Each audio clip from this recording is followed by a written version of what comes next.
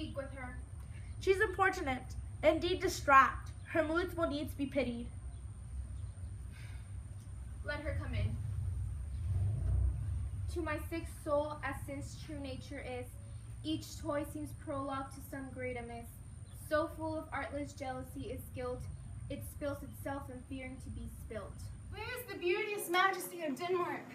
How now, Ophelia? How should I your true love know from another one? By his cockled hat and staff, and his sandals shone. Alas, sweet lady, what imports his song? Say you, nay, pray you mark. He is dead and gone, lady. He is dead and gone. At his head a grass-green turf, at his heels a stone. Nay, but Ophelia, Pray you mark, well, as the mountain snow. alas, look here, my lord. Larded with sweet flowers, which be wept to the grave, did not go with true love showers. Here, you pretty lady. Well, good diddle you. They say the owl was the baker's daughter. Lord, we know what we are, but we know not what we may be. God be at your table.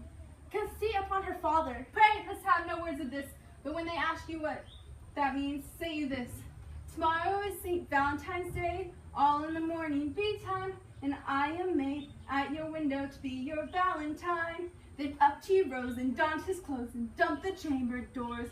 Let in the maid and out the maid, never departed more. Pretty Ophelia. Indeed, without an oath, I'll make an end on it.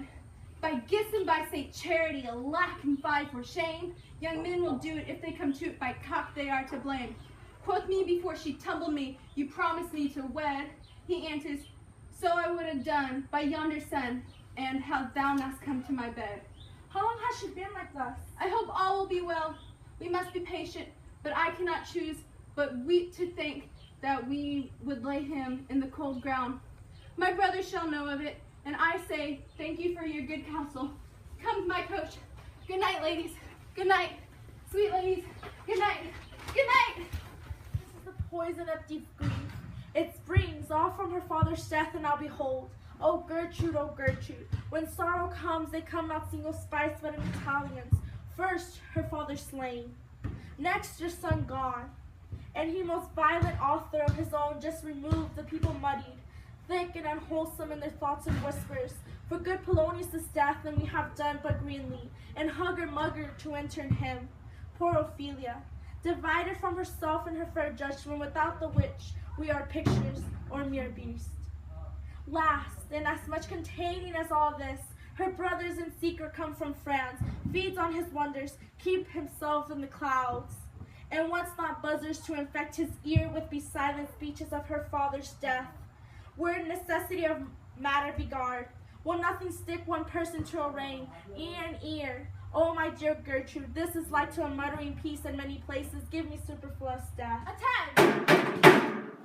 The doors are broke. Where is this king, O thou vile king? Give me my father. Calmly, good Laertes. That drop of blood that calm proclaims me bastard, cries cuckold to my father, brands the harlot even here between the chaste unsmirched brow of my true mother. What is the cause, Laertes, that thy rebellion looks so giant-like? Let him go, Gertrude. Do not fear our person. There's such their vanity do hedge a king, that treason can put peep to what it would. Ask little of his will. Tell me, Laertes, why thou art thus incensed? Let him go, Gertrude. Speak, man. Where is my father? Dead. But not by him. Let him demand his fill. How came he dead? I'll not be juggled with. To hell allegiance, vows to the blackest devil, consigns in grace to the profoundest pit. I dare damnation. To this point I stand, that both the worlds I give negligence, let come and what comes. Only I'll be revenged, mostly thoroughly for my father. Who shall stay you?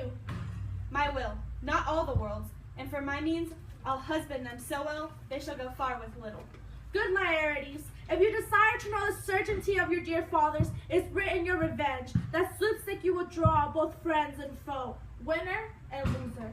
None but his enemies. Will you know them? To his good friends, thus wide I'll open my arms, and like the kind, life-rendering pelican, repass them with my blood.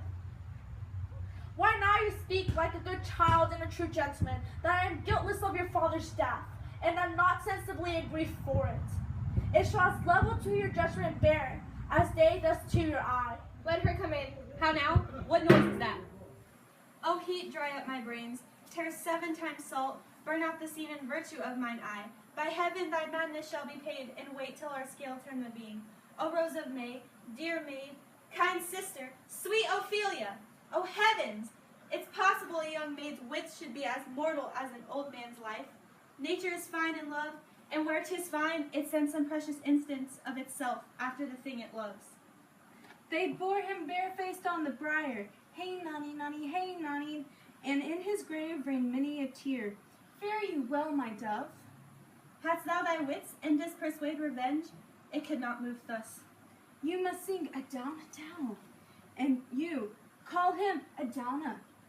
Oh, how the will becomes it. It is the false steward that stole his master's daughter.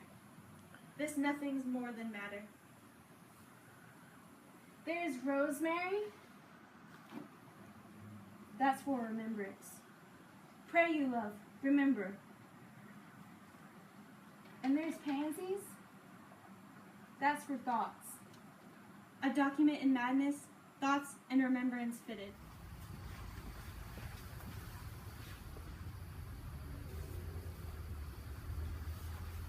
There's fennel for you.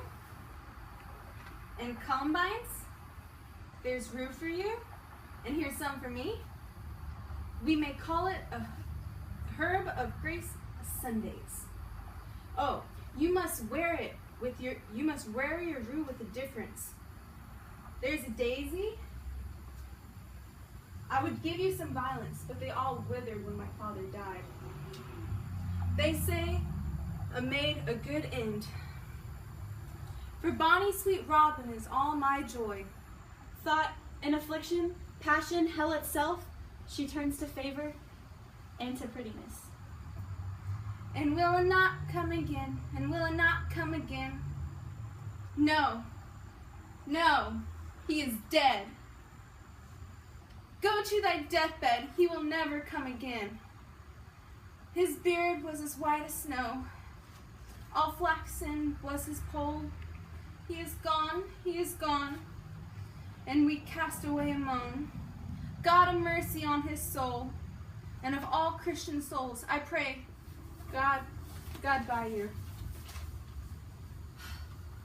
Do you see this, O God? Laertes, I must commune with your grief, or you deny me right, go but part. Make choice of whom your wisest friends you will, and they shall hear and judge twixt you and me. If by direct or by collateral hand, the find us touched, we will our kingdom give, our crown, our life, and all that we call ours, to you in satisfaction. But if not, be you content to lend your patience to us, and we shall jointly labor with your soul to give it due content. Let this be so.